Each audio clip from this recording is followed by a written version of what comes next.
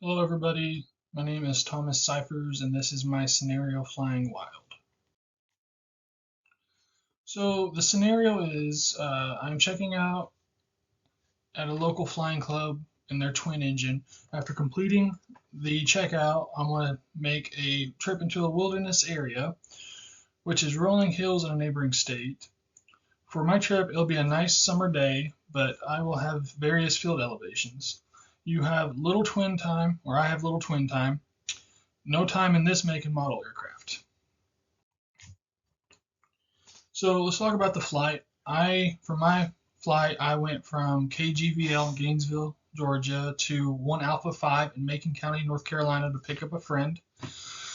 And that is actually located in the Smoky Mountains National Forest, part of the mountain range there.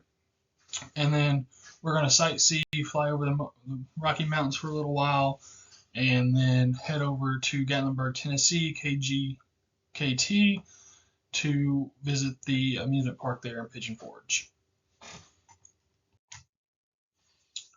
So some of the OEI considerations that we need to talk about is the accelerated stop distance, obviously, which is the distance to get to rotation speed, have an engine malfunction, pull power, and come to a complete stop.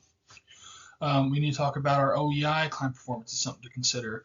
If we do lose an engine while we're out cruising around or whatever, how much are we going to be able to climb realistically?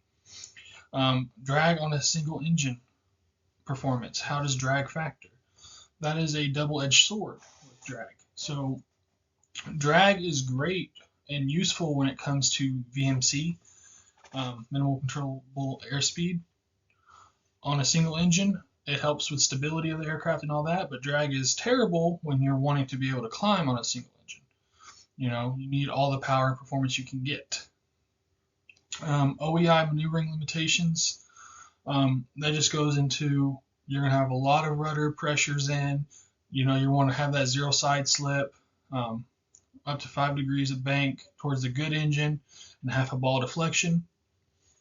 And then I have here a video of an actual engine shutdown I performed recently in my Los Angeles flight. That was a fun day. So first things first, we need to talk about the weight and balance and weather considerations. So this is my weight and balance for my DA42 that is right here. Our takeoff weight is going to be approximately 3,600 pounds, right at that 3,700 pound mark. I tried to do calculations for a hot summer day. I couldn't do it. It's hard for us right now. It is in the middle of winter currently. So I have calculations for the current conditions, unfortunately. So right now, I calculated all this off of 1 Alpha 5 due to that one being the highest elevation and a lot more factors into that.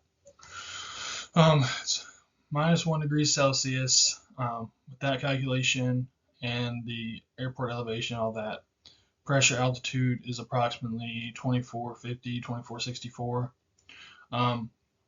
Using that with the temperature and winds being calm right now, we have an OE climb out rate of about 220 feet a minute, which is great right now because the more dense air from the colder out temperature is going to help for more performance as far as climbing performance. Now, again, the scenario is a hot, warm summer day. That means that performance is going to probably drastically decline quite a bit, and we might get to a point where we won't even be able to maintain a climb at all.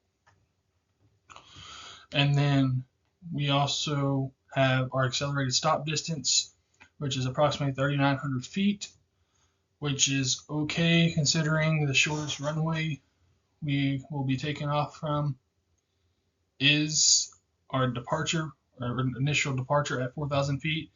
And I didn't do the weight and balance with just me in the aircraft. Normally, obviously, I would.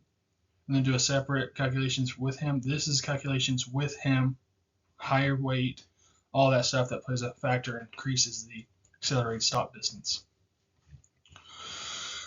And then the airport where we'll be picking him up on Alpha 5 is a 5,000 foot runway, and then Gatlinburg is a 5,500 foot runway. So even with him, then we should have plenty of runway to stop in case we accelerate stop distance.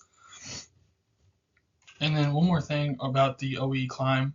Again, yeah, it's colder. It's going to be better for performance. However, that is going to also going to negatively affect the factors of BMC. It's going to negatively affect roll and yaw because asymmetric thrust with that increased performance on the good engine is going to want to greater impact and have more power for asymmetric thrust to occur.